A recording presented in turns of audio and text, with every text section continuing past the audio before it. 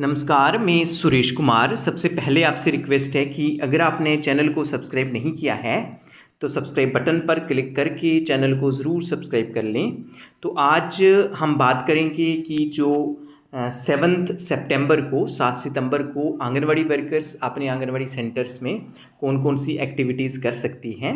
ये जो एक्टिविटीज़ हैं जो मैंशनड हैं, जो राष्ट्रीय पोषण माह 2024 जो एक्टिविटी कैलेंडर है जो ministry of women and child development के द्वारा इशू किया गया है। तो इसमें जो नेक्स्ट है वो है, जो सब थीम है वो है complementary feeding.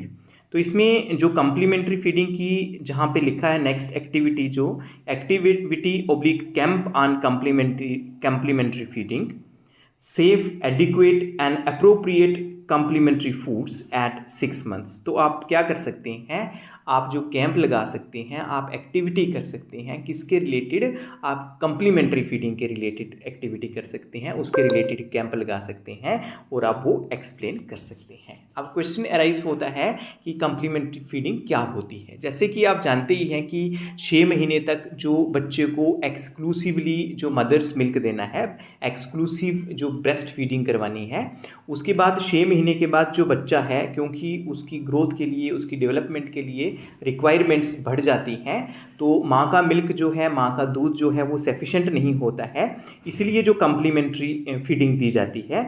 After the age of 6 month breast feeding alone is no longer enough for optional growth and development of the child, hence it is necessary to start complementary feeding along with breast milk। means जो 6 महीने, जैसे ही बच्चा 6 महीने का हो जाता है तो माँ के दूध के साथ साथ उसकी कम्प्लीमेंट्री फीडिंग जो एडिशनल डाइट है वो स्टार्ट करनी है।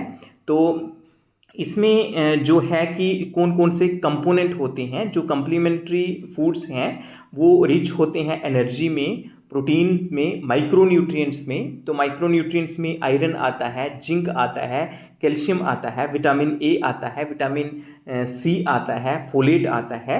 लेकिन एक ध्यान रखना है कि जो कम्प्लीमेंट्री फीडिंग है, जो आप खाना बच्चे को दे रहे हैं, एडिशनल डाइट दे रहे हैं, वो स्पाइसी या साल्टी नहीं होना चाहिए। आप जानते ही होंगे कि वो जो कम्प्लीमेंट्री फीडिंग है उसमें जो बच्चे को, जैसे हम दाल दे रहे हैं तो वो मैश्ड फॉर्म में होनी चाहिए, उसको हम सेमी लिक्विड कह सकते हैं, जहाँ आगे चलकर सेमी सॉलिड भी कह सकते हैं। तो पहले जो कम्प्लीमेंट्री फीडिंग देनी है वो सेमी लिक्विड होनी चाहिए। तो इसमें कौन कौन सी चीज़ें अप्रोप्रिएट हैं जहाँ पे दी गई हैं कि combination of cereals and pulses, जैसे खिचड़ी है, दाल राइस है, लोकली अवेलेबल स्टेपल फूड्स, जो लोकली आपके ट्रेडिशनली अवेलेबल फूड्स हैं उनको मैश्ड फॉर्म में आप उस बच्चे को दे सकते हैं। जैसे जहाँ पे लिखा है कि इडली है, डोसा है, ढोकला है, रागी है, चपाती है, रोटी है, उसके बाद ये अलग अलग चीज़ें बताई गई हैं। आप ध्यान रखिए कि आपके एरिया में जो स्टेपल फूड है, आपके एरिया में जो ट्रेडिशनल फूड है वो आप दे सकते हैं। जैसे दालें हमारी एरिया में पाई जाती हैं तो मैश्ड फॉर्म में जो दालें दे सकते हैं। हमारे एरिया में जो सब्जियां वगैरह पाई जाती हैं, वेजिटेबल्स हैं, तो उनको मैश्ड फॉर्म में बच्चे को देना है।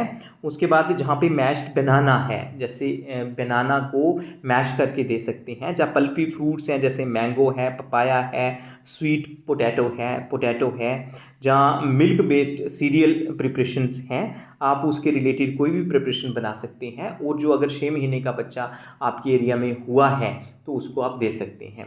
तो उसके बाद जी अलग अलग चीज़ें बताई गई हैं। तो आप सबसे रिक्वेस्ट है कि जी चीज़ें आपने, जो आपके वहाँ जो स्टेक होल्डर्स हैं, मदर्स हैं, लेडीज़ आई हुई हैं, जहाँ महिला मंडल की लेडीज़ हैं, जहाँ सेल्फ हेल्प ग्रुप्स हैं, जिनसे भी आप बात करते हैं, तो आपने कम्प्लीमेंट्री फीडिंग के लिए जो एक्सप्लेन करना है। और अगर आपके एरिया में कोई बच्चा 6 महीने का हुआ है तो आप अन्नप्राशन दिवस भी जो है वो सेलिब्रेट कर सकते हैं। आप जानते होंगे कि कम्युनिटी बेस्ड इवेंट में अन्नप्राशन दिवस सेलिब्रेट कर सकते हैं। तो जो अन्नप्राशन दिवस है वो आप सेलिब्रेट कर सकते हैं। तो उसके बाद हम थोड़ी सी बात करेंगे कि बेनिफिट्स क्या हैं कम्प्लीमेंट्री फीडिंग की। इससे जो ऑप्टिमल ग्रोथ है, बच्चे का प्रॉपर जो ग्रोथ है वो होता है। इससे जो स्टंटिंग की प्रॉब्लम है, जो ठिगनेपन की प्रॉब्लम है, जो एक्यूट मॉलन्यूट्रिशन है, कुपोषण है, वो उसको रोका जा सकता है। उसके बाद अगर ओवरवेट होता है किसी बच्चे का, जो ओबेसिटी होता है, तो उसको भी ये रोकता है। अगर हम कम्प्लीमेंट्री फीडिंग देते हैं तो लेस रिस्क होता है एनीमिया का। और लेस रिस्क होता है zinc and other micro nutrients की जो डेफिशिएंसी रहती है उनका कम रिस्क होता है। तो इससे क्या होगा कि बच्चे का बेटर कोग्निटिव डेवलपमेंट होगा, जो मानसिक विकास है अच्छे ढंग से होगा, और बेटर साइको सोशल डेवलपमेंट होगा।